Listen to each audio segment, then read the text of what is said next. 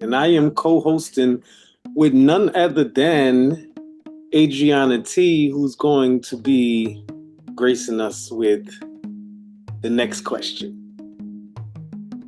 All right, we painted this very beautiful mosaic of what self-love summer means to us. Now, I want to challenge you guys and ask, does self-love always look pretty? Like, is it always beautiful? Is it always sunshine and rainbows?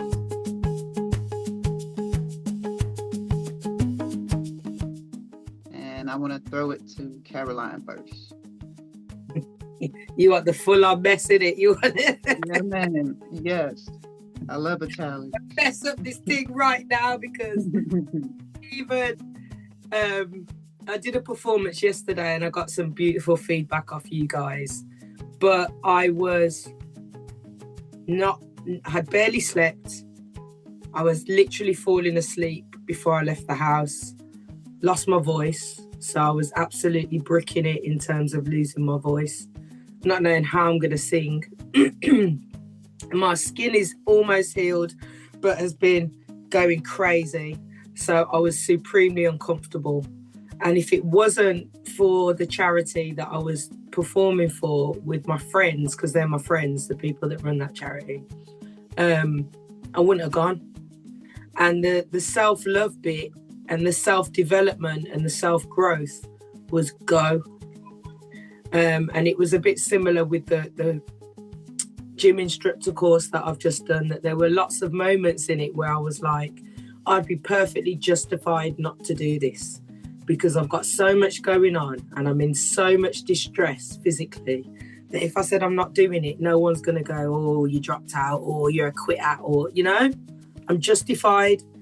But the guidance was, you've got to do it. That's the test, and in synchronicity with that, I've seen lots of big time performers, veterans at it, American artists, talking about that exact thing over the last week about, going to countries and having back-to-back touring and getting off a plane, performing, getting back on and no rest. And I was just like, if you love yourself and you love this, because every time I get on stage, I just love it. And I know you guys know what I'm talking about. I love it. Like, I come alive. It's wonderful. If you want to do this, you got to do it no matter what. Even if you're exhausted, even if you've lost your voice, even if. And it was really telling, actually, that nobody can see. Only I knew and the girls, but no one else even knows. Do you know what I mean? Because it's all energy. So that's where it doesn't look pretty. I definitely did not look pretty before I went. I changed clothes about 3 times because I wasn't comfortable in anything. So that every time I ripped off another item of clothing, I was sweating, my hair was going out of shape. But I'm so proud of myself that I did it. And now I can rest. So, yeah. Love that. That's the beauty of self-love, right? Getting to the point where, and I'll jump onto your point with my own opinion. Self-love is absolutely not pretty always. Like, I've taken you guys through a journey of what, the ugly side of self-love can look like in my own experience. And I'll continue to champion that. It doesn't always look like sunbathing outside. It can sometimes look like pulling yourself out of bed, literally, and knowing that you need to accomplish something during that day and show up, as opposed to, staying in that bed and in your own wallows, like, because that's not going to get anything done. And also, it doesn't solve the problem, does it? It means that you're saturated in it. So I would advise anybody, like, if you're going through something, face it head on. Because the sooner you face it, the sooner you can overcome it. Yeah. Like, it takes years and years and years and years and years for people to say get out of bed, but it takes maybe weeks if you get up out of bed and just start walking. I'll throw the question to I. What you got? Can I just add to that quickly, Adriana? Go for it. That I think that is it's a psychological operation, as they call it, on us, to let our ego dominate, because nobody actually cares. 9 times, I actually had the conversation yesterday with some of the families, the refugees, the asylum seekers that were at the event, and I had the conversation with someone about no one cares.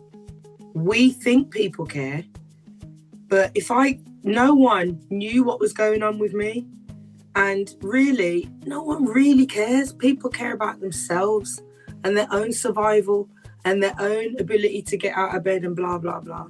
So you just be an inspiration, but we imagine all this stuff.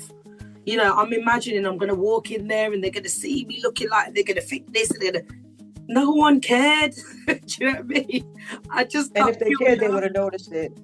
If somebody cared, they would have noticed a little something off. But in hindsight, nobody really does care. And it's not like an intentional thing. It's just that nobody does care. It's not a hate thing. We stifle our own development if we don't push through. If I hadn't have gone yesterday, that would have been a weight that I would have had to bear. If you hadn't fought through what you've been fighting through, Adriana, it would have had a consequence on you, not anybody else. So letting go of the ego and going, I'm going to go sweaty, makeup dripping off, hair a bit tousled, you know what I mean? Clothes hitch up. I'm still going to go and I'm going to do it because I reckon they got bigger things to think about than what I'm looking like today. Do you know what I mean? But the gift of music, the gift of performing, spoken word, rap, live instrumentation that Emmanuel does, you know, that gift, every time I do it, that crowd is particularly grateful. But that's why we do it, you know. Yeah, I can definitely relate to that because we performed with the band on Friday, and to get the feedback from people that are there. People came from other boroughs and they're saying how they want to know the next time we're doing something. It's like you're coming all the way from Brooklyn and you want to come back out here to see us. Okay. Yeah. But in regards to self-love and if it always looks pretty, I don't think so. Because when I think about self-love, there's accountability there, right? You got to push past the comfortability of it's easy to love myself. Yeah, but then there's also holding yourself accountable, right? Being responsible for your own boundaries, habits, and emotional growth. So no, self-love doesn't always look pretty. There's work there that has to be done. Tone, you got any more to add to that? Just that, because basically, right, it's only in addition, they said everything, but I just want to say, right, like if you are going to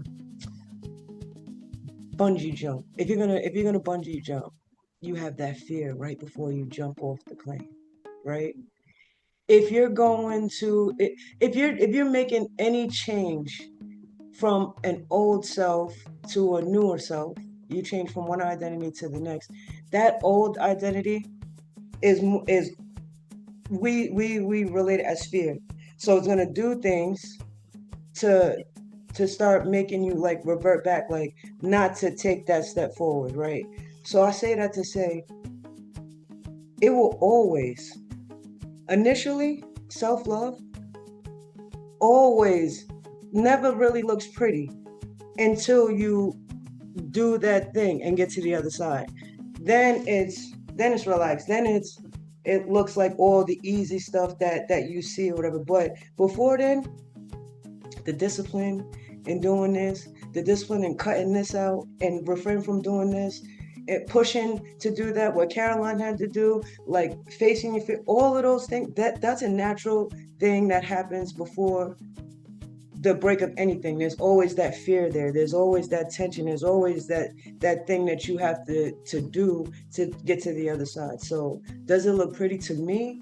Self-love is not supposed to look pretty until you do it. And then once you do it, then it looks pretty. I love that. I question number 3. Yeah, before I go into question number 3, I just want to address something that Tone the distinction that she made about the old self, right? You got to break up with your old self when you really love your new self. It's like, yo, we had a good time and all, but now I'm on to bigger and better things. So peace. And that old self will start doing things. It'll make you start seeing things, hearing things, putting beliefs in your head like this ain't gonna work out. This ain't anything to get you to stay home, to stay in this body, to stay in this identity. So it's never gonna be. It's not easy. It's not hard. It's not pretty. Can I say as well? Sorry, go on, Emmanuel. I was just agreeing. So add to the build.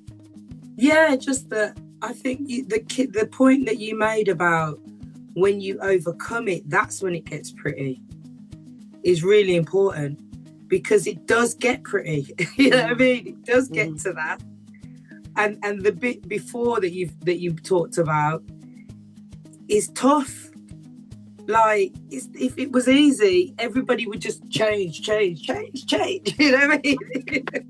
We're going to this identity. I want to be rich today. I'm going to this identity. You know, I wish. And I could absolutely affirm what you're saying in that, you know, my mood, because I've been cutting food out. Sometimes I smoke. I've cut smoking out. You know, I've been cutting back on my coffee. I've been drinking herbal teas, but I've not been happy doing it. I've been vexed doing it, you know what I mean? And I can't pretend that I haven't been. I have been vexed, and I have to. What's kept me going is what you said, is that on the other side, in 3 or 4 days, this hard bit's gonna. Don't go and fumble this hard bit, because you're gonna have to do it again later. You know, just do it. But you made some excellent points there, Synthonia, because if you don't know that there's a light at the other side, what's the point?